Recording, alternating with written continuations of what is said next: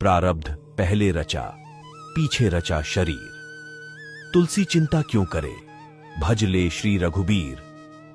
एक साधु थे जो हमेशा ईश्वर के नाम का जाप किया करते थे। बुजुर्ग होने के कारण जब भी गुरुजी को शौच, स्नान आदि के लिए जाना होता था, वे अपने शिष्यों को आवाज लगाते थे और शिष्य ले जाते थे। धीरे धीरे कुछ दिन बाद शिष्य 2-3 बार आवाज लगाने के बाद भी कभी आते, कभी और भी देर से आते। एक दिन रात को निवृत्त होने के लिए जैसे ही गुरुजी आवाज लगाते हैं, तुरंत एक बालक आता है और बड़े ही कोमल स्पर्श के साथ गुरुजी को निवृत्त करवाकर बिस्तर पर लेटा जाता है। अब ये रोज का नियम हो गया। एक दिन गुरुजी को शक हो जाता है कि पहले तो शिष्यों को 3-4 बार आवाज लगाने पर भी देर से आते थे, लेकिन ये बालक तो आवाज लगाते ही दूसरे क्षण आ जाता है और बड़े कोमल स्पर्श से सब निवृत्त करवा देता है। एक दिन गुरुजी उस बालक का हाथ पकड़ लेते हैं और पूछते कि सच बता, तू कौन है?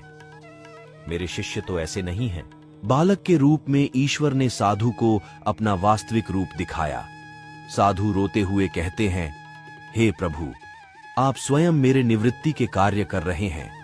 यदि आप मुझसे इतने प्रसन्न हो तो मुझे इस कष्ट से मुक्ति ही दे दो ना। प्रभु कहते हैं, प्रत्येक व्यक्ति को उसके कर्मों के अनुसार जीवन मिलता है और वह अपने कर्मों का फल भोगता रहता है। यही कर्म फल का सिद्धांत है।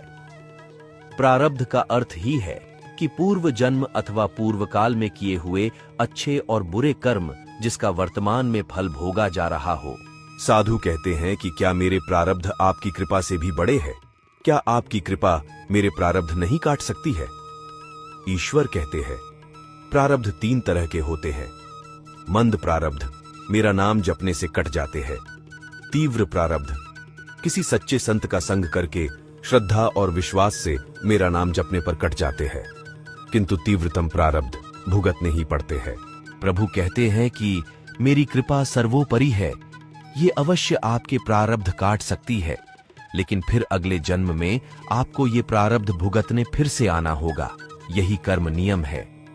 लेकिन जो हर समय श्रद्धा और विश्वास से मुझे जपते हैं, उनके प्रारब्ध मैं स्वयं साथ रहकर कटवाता हूं और तीव्रता का एहसास नहीं होने देता हूं।